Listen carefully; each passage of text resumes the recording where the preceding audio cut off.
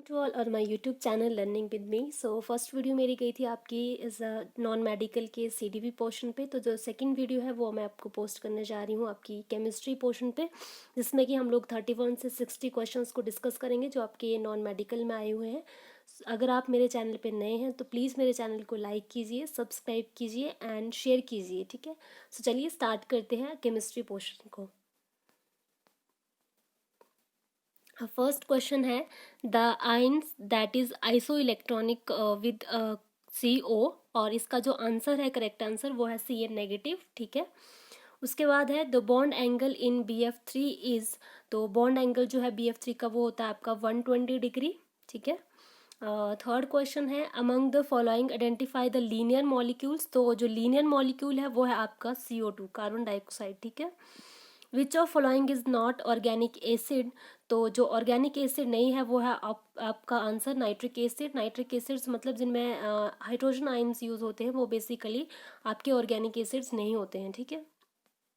Haemoglobin is an, the carbohydrates, protein, fat, nucleic acid, तो I think सबको पता है कि हीमोग्लोबिन एक प्रोटीन है, ठीक है।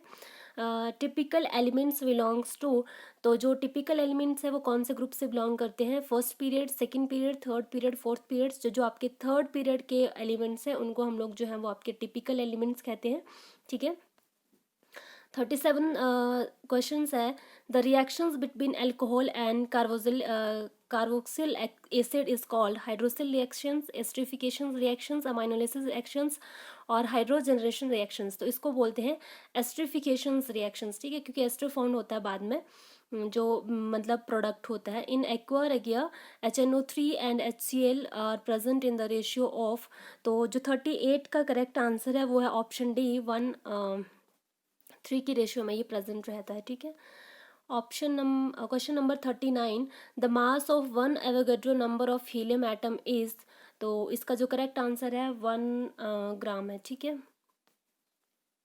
फॉस्फोरस इज कीप्ड इन, तो कोल्ड वाटर, अमोनिया, केरोसिन या अल्कोहल, तो फॉस्फोरस को जो है वो आपके वाटर के अंदर केप्ट किया जाता है, ठीक है। Which of following vitamin is essential for coagulations of the blood, तो रक्त का जमाव के लिए कौन सी विटामिन एसेंशियल है? तो वो है विटामिन आपकी के, ठीक है। The process implied for the concentrations of sulphide ore is froth flotations, roasting, electrolysis और कैल्सिलेशंस, तो इसका फर्स्ट आंसर होगा आपका फोर्थ फ्लोटेशंस, ठीक है। Permanent hardness of water is due to the presence of chloride and sulfate of the calcium and magnesium, chloride and sulfates of the sodium and potassium, carbonates of the sodium and potassium, carbonates of the calcium and magnesium. So correct answer है chlorides or and sulfates of calcium and magnesium.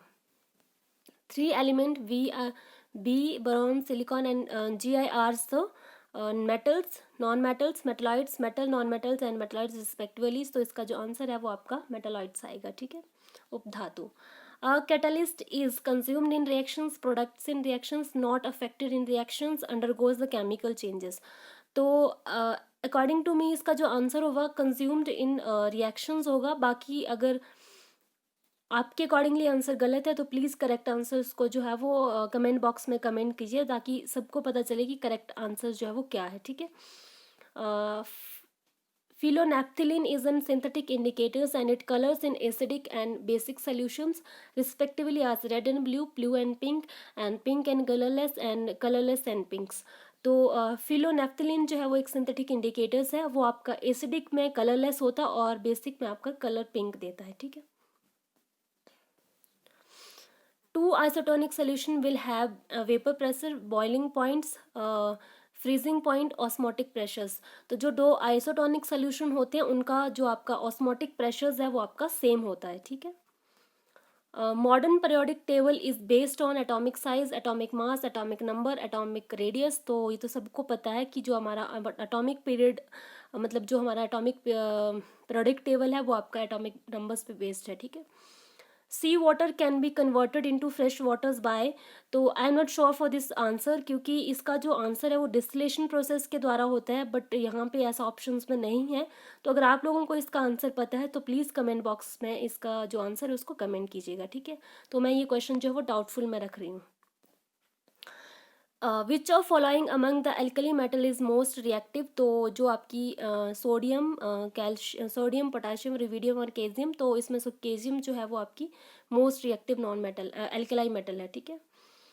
Which law of thermodynamics induce to concept of entropy, तो इसका जो answer है first law, zeroth law and third law and second law, तो इसका जो answer है basically वो है आपका सेकेंड लॉ, ठीक है। The isotopes of the chlorine with the mass number 37 and the 35 and 37 exist in the ratio of 1 to 1 से 2, 2 से 3, 3 से 1 और 3 से 4। तो 52 का जो करेक्ट आंसर है वो ऑप्शन सी, 3 से 1 की रेशियो में, ठीक है। Which of following metals of metal form and amalgam with other metals, lead, tin, zinc, mercury, बहुत ईजी था, मरकरी जो है वो फॉर्म करती है, ठीक है। And solutions react with crushed shells to give an gas that turns lime water milky, the solution contain NaCl, HCl, LiCl और KCl। तो ये जो क्वेश्चन है वो आपके HP टेट मेडिकल में 2016 या फिर 2014 में पूछा गया था। तो इसका जो करेक्ट आंसर है वो आपका HCl है, ठीक है। Butanone is an 4-carbon compounded with the functional group carboxylic acid, aldehydes, ketone, alcohol।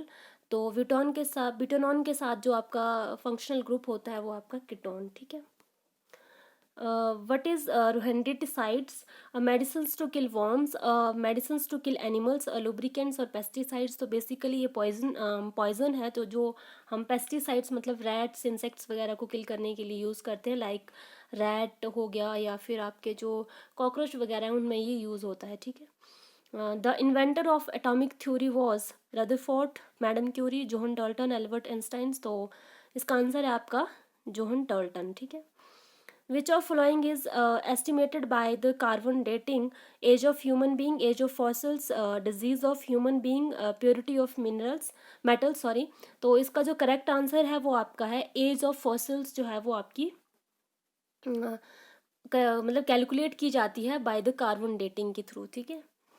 Question number 59, the hydrogen ions concentrated in any solution 10⁻⁴ m, the concentration of hydrogen ion is in would be. तो इसका जो answer है वो आपका option number B होगा, but मैं sure नहीं हूँ इस आंसर को लेके भी, ठीक है। The phenomena of radio activity was discovered by, तो इसका जो आंसर है वो आपका फर्स्ट रहेगा, हेनरी बेकरूल ने जो है वो आपका डिस्कवर किया था रेडियो एक्टिविटी का फिनोमिना। सो प्लीज़ अगर मेरे आप चैनल पे नए हैं तो चैनल को लाइक कीजिए, शेयर कीजिए एंड सब्सक्राइब कीजिए, और इसके साथ बाकी के पार्ट्स भी जो है वो आने वाली वीडियोस पे बहुत जल्द आपको मिल जाएंगे। Thank you so much and thank you for watching my channel.